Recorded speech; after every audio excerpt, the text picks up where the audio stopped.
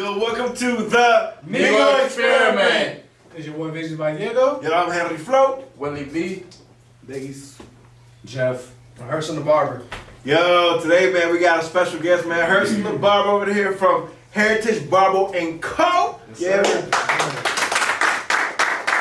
Yeah, being one of the youngest owners right now, man, in the area of what? Montgomery County, Kensington, the whole DMV, man. The whole DMV, man. Yo, so welcome, man. Welcome. ¿Cómo estás, man? Appreciate you for having me. All right. Appreciate the love. Thank you, Diego. Fat boy. You know what I'm saying? We already know. You know what I'm saying? This fool getting the Grammy?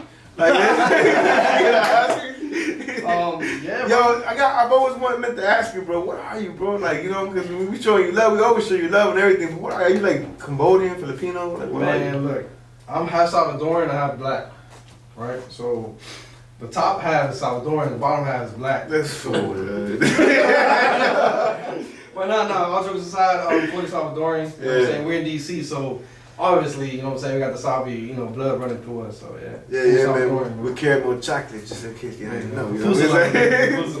Pusa love. That's what's up, man. So, man, how old are you, man? Because you're like a business owner, man. You even got like, you got hair, man. I mean, like, I got a you beard. barely got no beard, you know what I'm saying? You got like a patch. So I always get an idea when I buy liquor. That's a good thing. But I'm 29, going on 30. Yeah, so I'm 30 next month. So dirty 30, yeah? Yeah, we're hitting the dirty 30. Yep. Yeah, yo, how do you feel being an owner, man? Not even 30 years old yet. Like, you coming up on 30, next month, you basically gonna be like looking back like, damn, Yeah. I'm 30. I'm hitting the milestone, but I still, you know, the energy's there. So I feel young, man. I feel like a 21 year old. I keep up with the youngins, so you know, the number, you know, it's just the age. It's all up here, you know. That's it, man. So I feel young. I'm good, man. Just keep the energy going, and that's it. Yeah, that's what's up, man. So look, other than being barbershops which you own, but ain't you the one behind the whole DC Barber Expo? DC Barber Expo? Yes, sir. Yeah, man. Since when did you start that though? So our first year with the DC Barber Expo was 2015. Okay. So we did 4 shows, and we're going on our 5th year anniversary this year, 2020. Hey, that's 5th year. That's what's up, man. 5 years in, man. So we try to do something big, you know. So this year, watch out for us. Make sure y'all follow DC Barber Expo on IG. Check out the website, dcbarberexpo.com, and for the whole rundown, you know. But this year, we're doing it big, man. So make sure you check that out, y'all. You still haven't had me there, though. Why not? That's why we're doing it big, man. This year's your year. You know what I'm saying? Yo, so for those folks who actually like question about that, this is the dude for the Barber Expo. Yo, how can they get involved with you? So, you know, I'm pretty reachable. DMs, cell phone, all my info's online. I'm a pretty social person. But when it comes to the expo, basically reach out, give me a call. And there's different ways you can be involved, whether it's from a volunteer, actual worker for the event. To pay for a booth? Pay for a booth, if you want to be a sponsor for the event, if you want to just come and compete, or just come and spectate, you know, regardless of whatever it is you want to come and do. You want to come and hang out, drink, you know, we got bars there too, so whatever it is, you know, just hit me up, go online, on the website, you know, dcbarberexpo.com. I'm reachable, man. Yo, but how many people actually come to the Barber Expo, man? So we've been doing, you know, pretty good numbers every year, so every year is increased. We hit about 2,500 last year. So we're trying to get, you know, some being local, you know, we're trying to make it as big as possible, make sure it's one of like the main events in this area. Cool, yeah, man. Just like you becoming the main barbershop in the area, Heritage Barber and Co. That's the goal, man. That's the goal, you know what I'm saying? Expand and just build, grow. So, but the DC Expo is just barbers from the area, or barbers from like all over? It started, the first year, it was pretty local. A lot of local barbers came out. It was a lot of like stylists, people in the beauty industry, barbers. But as the years progressed, people from all over the U.S. started coming. Last 2 years, we had international people from Ireland, Scotland, England. We had Chile, Peru, and Colombia, Mexico come out, and Canada. So that's big, man. It's getting up there, yeah, man. It's getting up there. So you know, we're doing it, man. We're doing it, and just, you know, keep striving. You know, just doing good things, and you know, people will come. That's good. What's up, man? This shit, man. Big. So let me interject. What is your ultimate goal with the Barber Expo? Like, where do you see it going now that you're going into your 5th year? So I see it becoming one of the main shows in the industry. And when I say the industry, I mean the specific barber industry. Because there's a lot of hair shows out there, there's a lot of like makeup shows out there. But for barbers, it's very limited when it comes to like our mainstream shows. So one of my main goals for the show is to be one of those shows. To when you think about DC, you think about, yeah, that's where I go for the DC Barber Expo. You know? Respect. And pretty much worldwide, not just national, but make it international for people who know what's up in DC. The DC Expo, like the barbershop, is there other like expos that are like kind of like the same thing? Yeah, so we're not the first, we're not the last. There's a lot of shows, main shows in this country. For example, besides DC, we have, and they partake to regions. Like for example, Connecticut, the state of Connecticut they have the largest one right now currently. Shout out to Jay Majors, you know, one of my mentors. He throws that down. That's a Super Bowl of all barber events. He also does the Las Vegas Barber Expo, which is another huge event. And then we got other people like my boy Rick. He does one in Texas. And then we got Chicago that throws down. And then we have different companies like MOB. Shout out to MOB. Shout out to Flano, Nori. They do a lot of local. They travel with their shows, so they hit different states throughout the whole year. Is that what you're trying to do too? Like trying to get to that particular level? Not necessarily. We'll definitely get to that level, but not necessarily travel. More specifically, just dominate the East Coast in this area, just to make sure, you know what I'm saying, this is an impactful show. And we'll see where it goes, man. You know, opportunities present themselves all the time, so. True. We'll see, man. Speaking about that, man, opportunities, man. So who gave you the opportunity to cut hair? Like, what made you actually want to cut hair first off? It's like a two-part question. Yeah. So who gave you the opportunity and what made you want to cut hair? So I'm gonna give you the rundown from the beginning, right? So Well, did it take 2 fingers? You kept talking about something off camera. You talking about something real funny. Check the credits. Check the credits for that. The bloopers. So check it out. So I started when I think I was about 14, 15, matter of fact, when I was helping my dad clean out the basement. Okay. He found some old clippers and he's like, yo, you want them? I was like, sure. Hold on, old clippers. So he used to cut hair. No, so they were just some random CVS clippers, bro. Like, they just random. I don't know what he used them for, but they were just in the basement, bro. You know?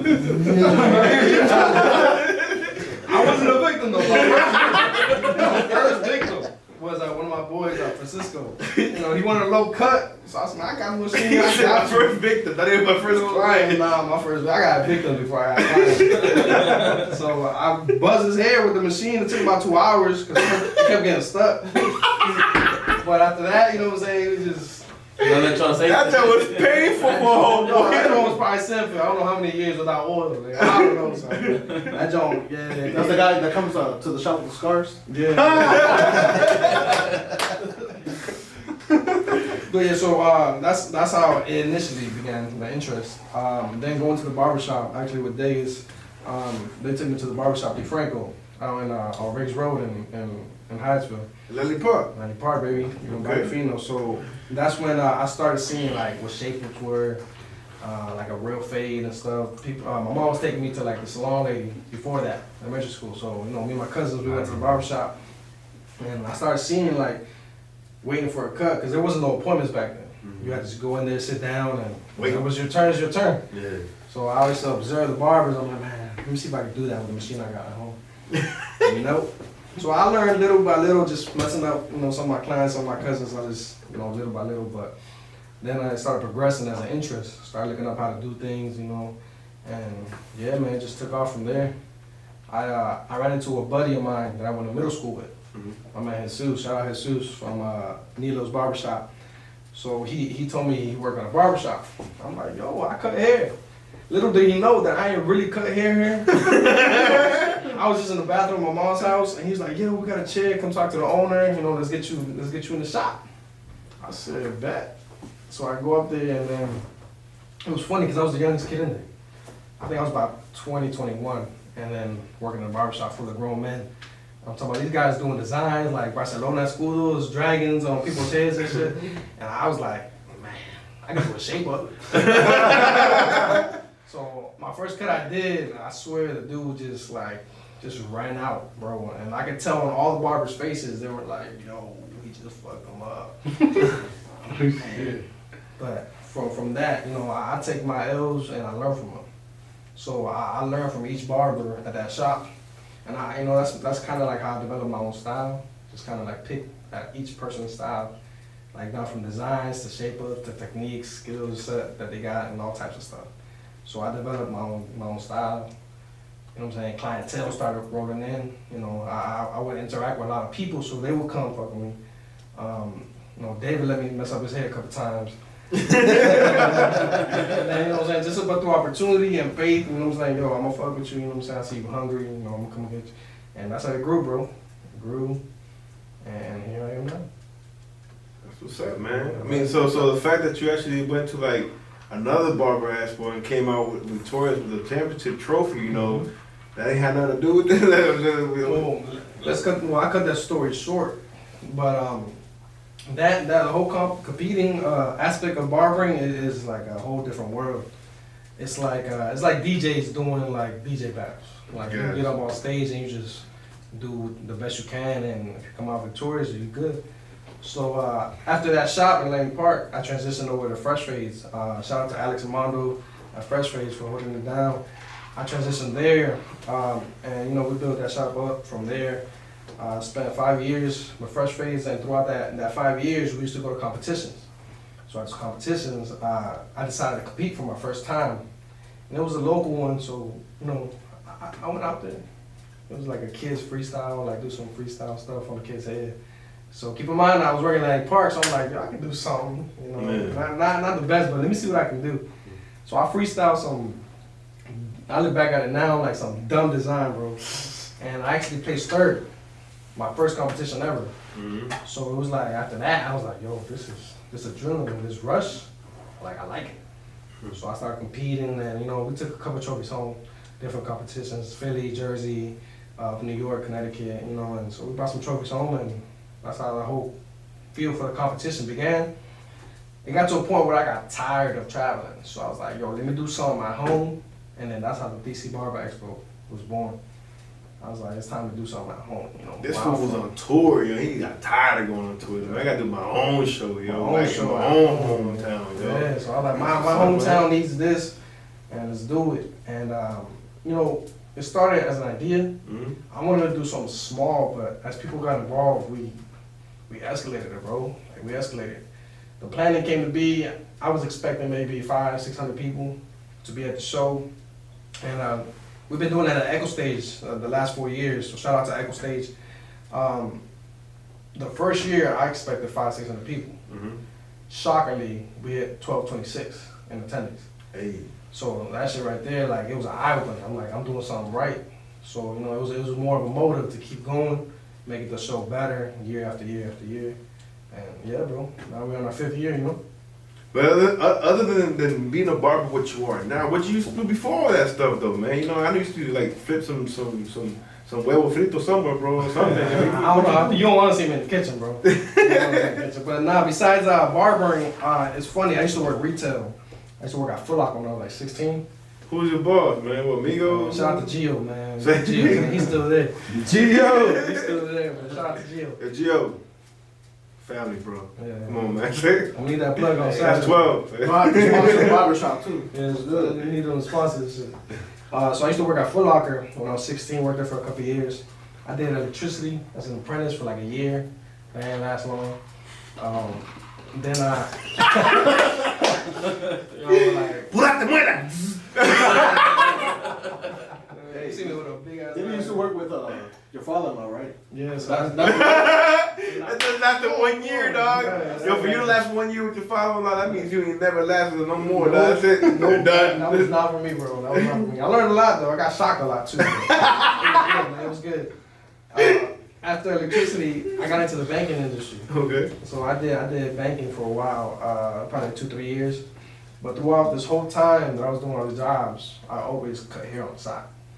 So it was like my passion and my interest always went back to cutting hair. So came a time where I left the bank.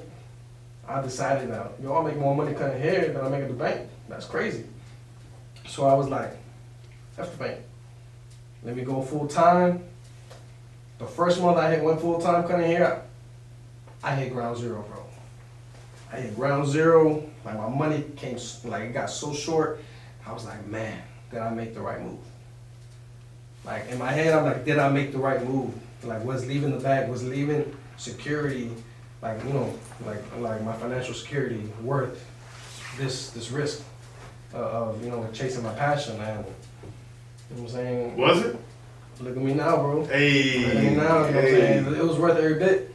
You know what I'm saying? Those nights I had to skip a meal or two, it was worth it now, you know what I'm saying? Like, He good.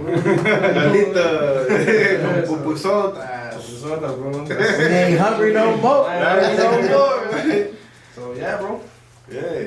Yeah. So is that the advice that you would give the person who's actually trying to come up as well too, man? To just, you know, like sometimes, you know, when you want to go into, I don't know, like what would you tell somebody who's trying to come up and make that jump? And it's crazy that you asked that question because at the barbershop, I have apprentices. I have guys that are leaving jobs and are like coming up as barbers. These guys right here? These two of the guys is Jeff and Deguis. You know, they're two of my barbers. They're a little bit more established, but you know what I'm saying. Check them out. Make sure y'all book your appointments with them too, online, and download the Heritage app. Now that I'm you know what I'm saying, spitting. Get your free facial. Get your free facial after 5 free. 5 free cuts? Nah. I mean, after 5 cuts, you get a free facial. Hey, edit that out. Edit that out. Hey, recorded 5 record. You hear that, right? 5 free cuts. Anyways, so back to the question, right? So it's crazy that you asked that question because, you know what I'm saying, it's my everyday type of, you know what I'm saying, like situation.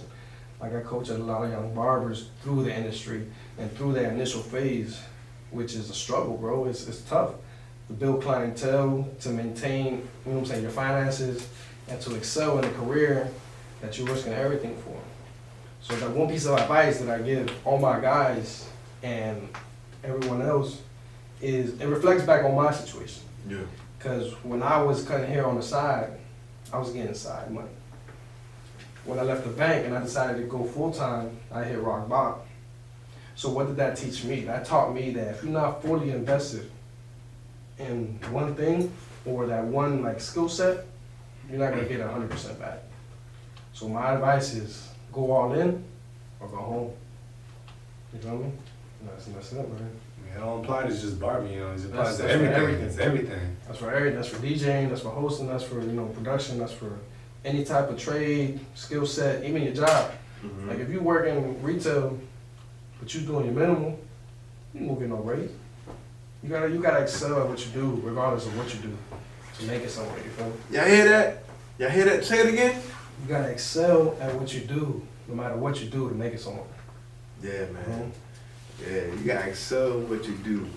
You hear that, man? You heard it here first. Yeah, an Migo experiment, man. That's something actually like that's some knowledge though that you spend right there because like that's what folks sometimes don't get as well too, man. Like you know, it's just like they go to work just to get a check.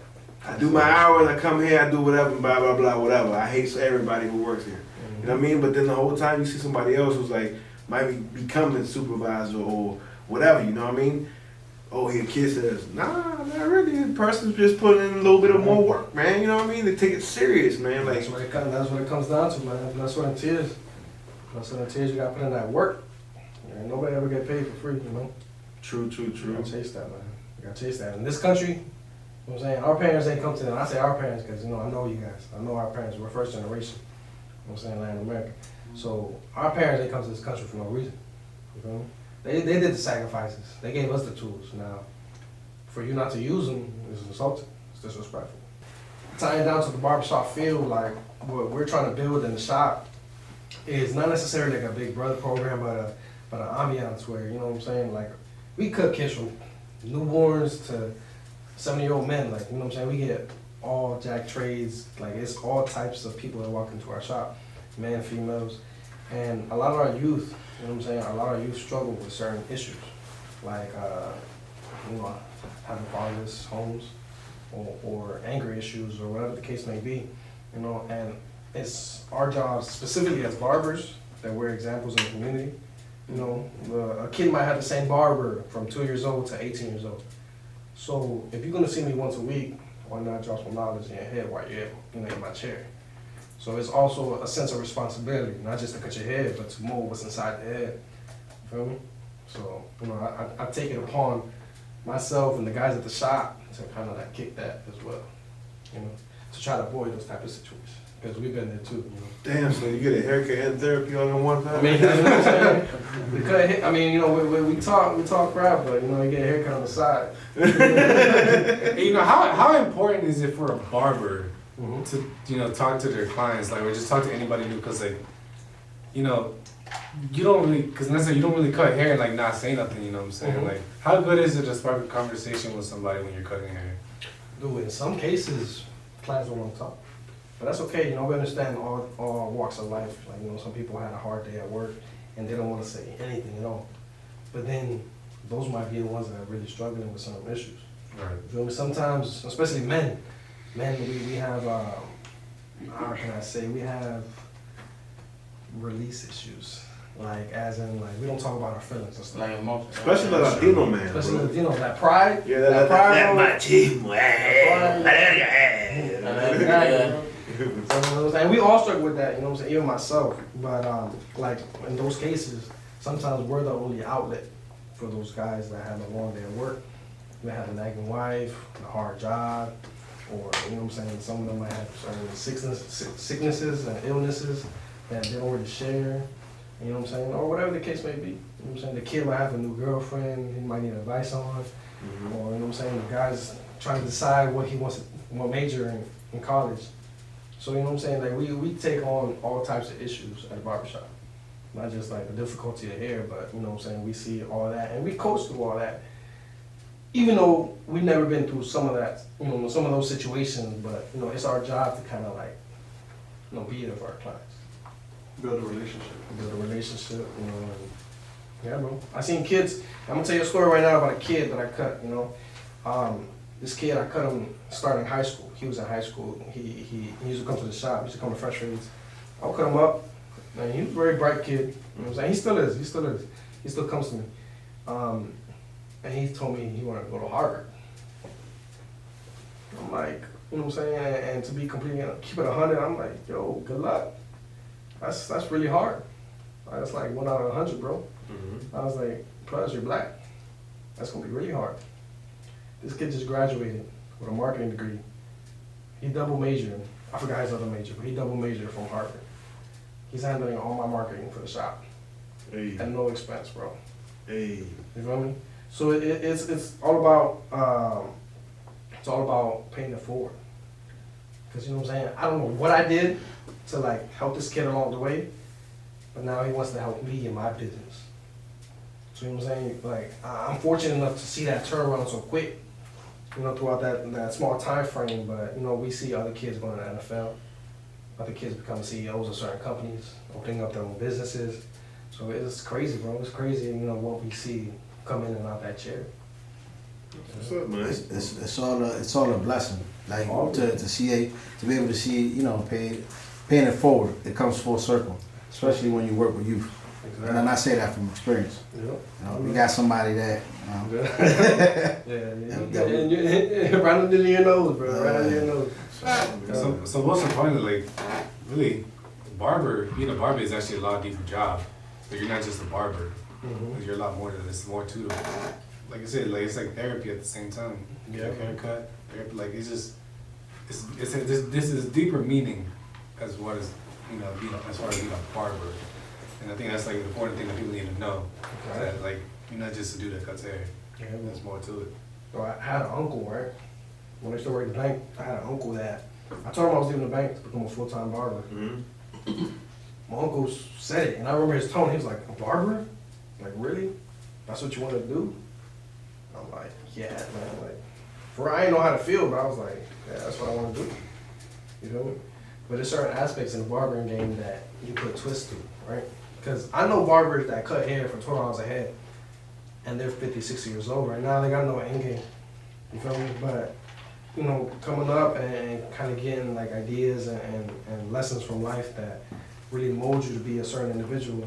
I took barbering and I took certain other industries and I mixed them. We're doing something with Jeffrey here. We're doing a campaign on male wellness. Men wellness, my bad. Men wellness.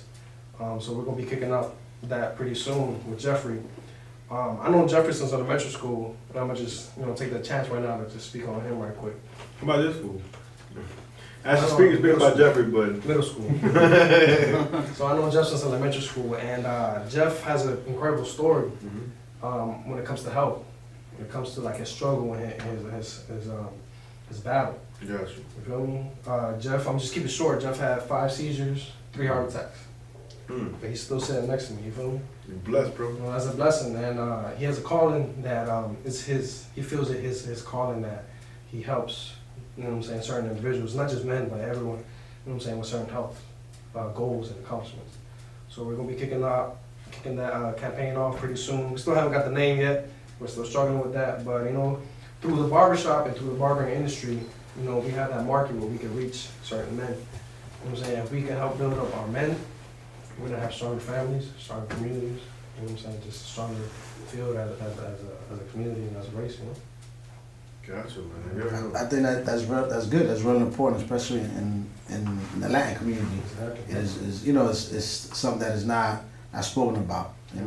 Like mental health. Mental health. Yeah. Mental wellness. Wellness. I mean that falls under wellness, like mental health, physical health. I know me and him, we've had a talk. Because I have a seizure disorder, so that's something that we connected on. So it's pretty. His story is pretty cool. So we'll have him in once y'all kick that in. Yeah, once we kick that off, we'll bring Jeff back. Yeah, we'll bring it back and we can talk more about it. Dissect that. You know what I'm saying? That's a whole nother segment right there. Yeah, absolutely. But that's definitely one of our goals. As a team, is just impact our community, and not just like Kensington or Wheaton or whatever area we're in. The DMV as a whole. It's so small that we could do that. So we see that you got a lot going on. Any other projects other than the campaign you're working is very interesting. And the expo as well. Anything else? Definitely the expo. The expo is probably one of my biggest projects. Once a year, October 16th. Make sure y'all follow DC Barber Expo for more info. That's one of the biggest ones, especially being our 5th year anniversary. That's what we're basically focusing on right now, as well as the wellness campaign. Besides that, just launching Heritage Barber & Co. as a shop, launching it because we're still under some minor construction, but basically launching the shop as a whole, not just physically like cutting hair and stuff, but with the campaigns and with the advertising, just the presence of the barbershop in our communities. So basically launching that. Make sure y'all follow Heritage Barber & Co. on IG. Download our app, Heritage Barber & Co. on iOS and Play Store as well. And yeah, bro, that's what I got wrapped up for this year. Bring me in for some more stuff. Hey, man, yo, one of the youngest barber owners out here in the whole entire DMV, man. Yo, follow him as well for everything he said. Barber Expo, he's doing a big, man. Herson the Barber, man. How can they follow you personally, man, so they can get the DMs, you know what I mean? No, not the DMs. Cut the DMs, but if it's not about business. But so real on IG, all platforms, Herson the Barber. Make sure y'all follow me and give me some likes and stuff. Shout me out. You know what I'm saying? Y'all get like $2 off for a haircut. But, Hey, yo, hold on. Can I get a discount, man, for, some of them seeing you on the Migo? Of course, man, of course. Yeah, cut.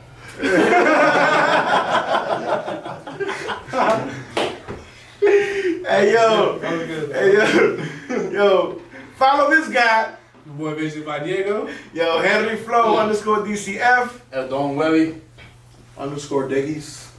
Faded Jeff. Man, Herson the Barber, baby. Yo, man, thank you, man, for watching this episode of the Migo Experiment.